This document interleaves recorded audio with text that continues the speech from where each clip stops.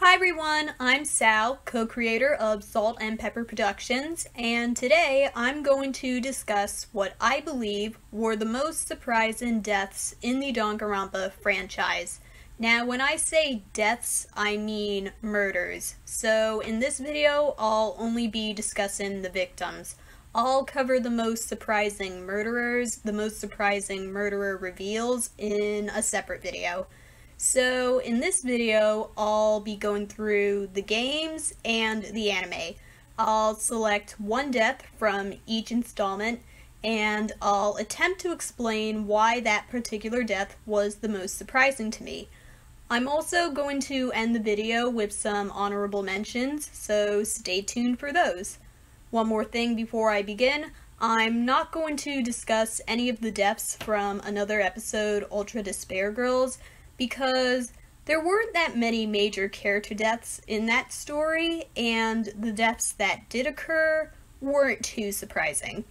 With all that out of the way, let's get started.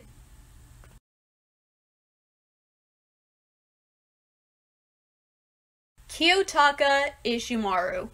Kiyotaka was a very loud symbol of authority. He took charge of the other students shortly after the killing game began.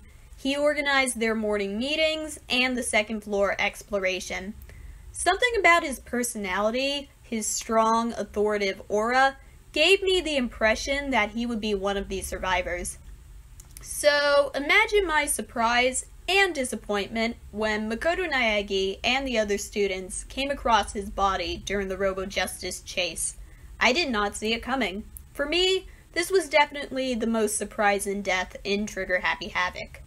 I have a hard time remembering exactly how I felt when I first watched Trigger Happy Havoc 5 years ago, but I don't think I was that surprised by most of the victims.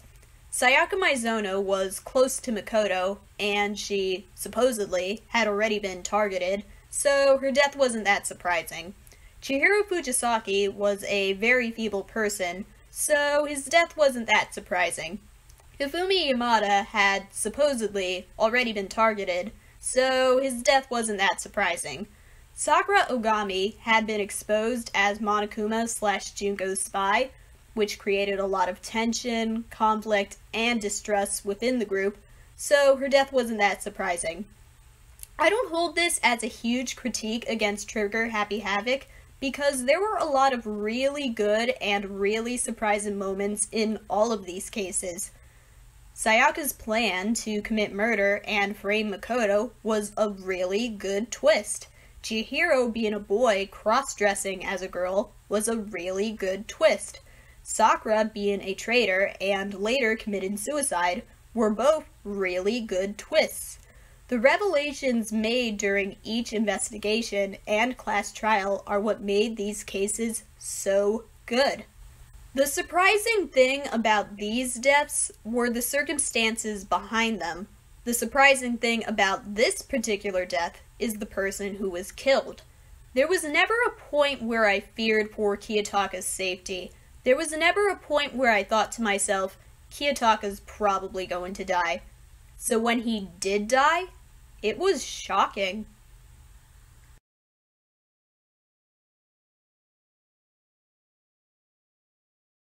Haru Koizumi. Similar to Kiyotaka, Mihiru's personality gave me the impression that she would be a survivor. She seemed strong, maybe a little mean, bossy, and critical, with a no-nonsense attitude. Early on, I thought she was going to be a character who would give Hajime a hard time, but grew to like him by the end of the game. I actually began to ship her with Hajime after seeing her free time events. I had this idea in my head for how this character would turn out, for how her relationship with the main character would turn out, and then she died. She was actually one of the early deaths, the second victim, and the third death overall, which was something I was not expecting.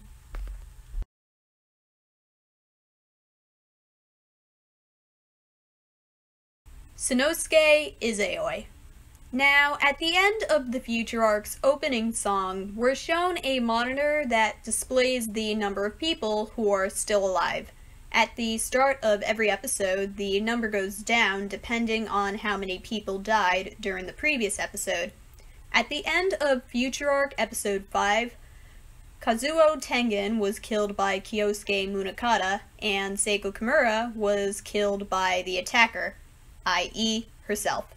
Those deaths should have brought the survivor count down to 11, but for some reason the survivor count was 10 at the start of the following episode. A lot of fans noticed this, so they were expecting an extra victim going into Future Arc Episode 6. I personally didn't notice that the first time I watched the episode, so I wasn't expecting the characters to come across a dead body that wasn't Kazuo or Seiko. When I got to this scene, I thought Kyoko Kirigiri and Ryota Mitarai had just discovered Seiko's body. In actuality, they discovered Sanosuke's body. I think this death surprised me for two reasons.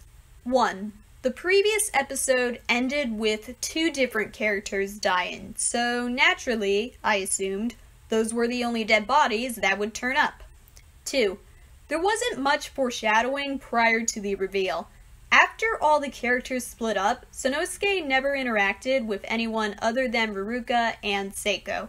Ruruka and Sanosuke were childhood sweethearts. They had a very deep connection, so the idea of Ruruka killing him had not occurred to me. Now, aside from the survivor count, there were a few subtle hints leading up to the scene where Kyoko and the others discovered Sanosuke's body. There were scenes where Sanosuke refused to eat the sweets Ruruka offered him, and when he turned her down the second time, she had this look on her face that read, "Okay, something's up." Because of this, a lot of people suspected that his forbidden action was eating. We also saw Sanosuke discover the exit behind the bookshelf, which we later discovered was Ruruka's motive for murder. Even so, we didn't know what Ruruka's forbidding action was at that point, so we had no way of knowing that Sanosuke put himself in danger simply by discovering that door. Again, most of the hints were very subtle. I personally didn't notice most of them until I saw other people point them out online, so Sanosuke's death felt out of nowhere when it first happened.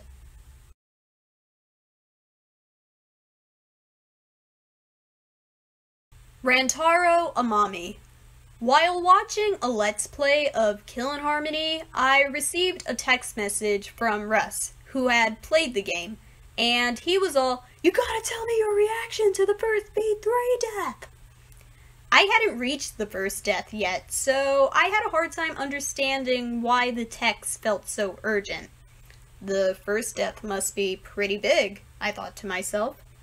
Before I got to the first death, I spent some time trying to guess who the first victim could possibly be. At first, I thought it might be Kaido Momota because he was overwhelmingly positive and nice towards Kaede Akamatsu, and I also thought he was going to be an example death earlier on in the game. But when Kaede and Shuichi Saihara were about to walk into the library, Kaido suddenly appeared with Tenko Chabashira. Before the group charged into the library, I took one final guess. Anji Yanaga. I don't know why I guessed Anji, it was just a feeling, I guess. But Rantaro. Rantaro was the last person on my mind when the group stormed into the library. Prior to Kill and Harmony's release, there was a lot of hype around this character. For one thing, he was the ultimate question mark, and the ultimate question mark has always been a big deal in Danganronpa.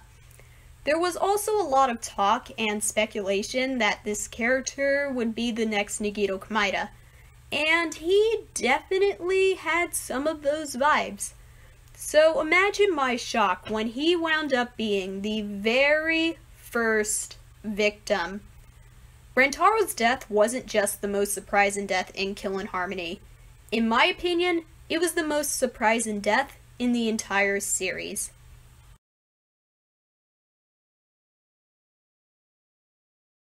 This section was a little difficult to write because each time I thought I was finished with it, a new character would come to mind, and I would ponder whether I should include that character or not. I would question whether that character's death was surprising enough to include in the video. I probably put too much thought into this section. Regardless, the Danganronpa deaths I decided to include in the honorable mentions are the Masked Assailant, the Ultimate Imposter, Ibuki Miyota, Hyoku Saionji, Nagito Komaeda, Daisaku Bandai, Koichi Kizakura, Ryoma Hoshi, and Miyu Iruma. The first time we saw the Masked Assailant, she was whacking Makoto in the back of the head. We knew this person had to be the villain, so discovering a dead body wearing the same mask was very unexpected. I don't think I was that surprised when the Ultimate Imposter died. It's been a long time since my first viewing of Goodbye Despair. But I wanted to include him because there is a level of shock and intrigue behind his death. He resembles and claims to be Byakuya Togami, a character from the first game. The idea of, supposedly, bringing an old survivor back and killing him off first is pretty cool, and not something you would expect going into the game. I included Ibuki in this section because I wasn't expecting her to be a third case victim. When Hajime saw that video of someone supposedly trying to hang oneself, I thought it was Akane Iwari because, due to the despair disease, she was the one who was crying all the time. I included Hiyoko in this section because we had no way of knowing that her body would suddenly appear while Hajime was out looking for the others. At the time, we didn't know there would be 2 victims every third case. I decided to include Nagito's death in this section for the same reason I decided to include the Ultimate Imposter's death. Nagito has been a rival to Hajime, an antagonistic force throughout the entire story. So even if you weren't surprised when the other characters discovered his body, there was still some level of shock and intrigue. Daisaku's death in the future arc was both sudden and unexpected. Koichi's death probably wasn't the most surprising, but like Daisaku's death, it was very sudden. Ryoma's death is included simply because I wasn't expecting him to appear in the Piranha Tank. I remembered Nico B thought Kaido was going to die next because of Suichi's "it's not like I'm never going to see him again" comment. And truth be told, I spent a good chunk of the game expecting Kaido to die. But that line turned out to be a troll, a red herring, which made Ryoma's death extra surprising. I was somewhat surprised by Miyu's death because I thought she was going to be a survivor. You know that image of Maki Harukawa, Himiko Umeno, and Suichi rising from the rubble at the end of the game? I remember seeing that image before watching Kill in Harmony, but for some reason I thought Miyu was also there. Either I misremembered the image, or what I came across was actually a very convincing piece of fan art. Anyway, during Chapter 4, the characters made comments about Miyu's avatar and how it wasn't moving, but they also made comments about Kaido disappearing. That's when I realized there was a 50% chance the victim would be Miyu and a 50% chance the victim would be Kaido.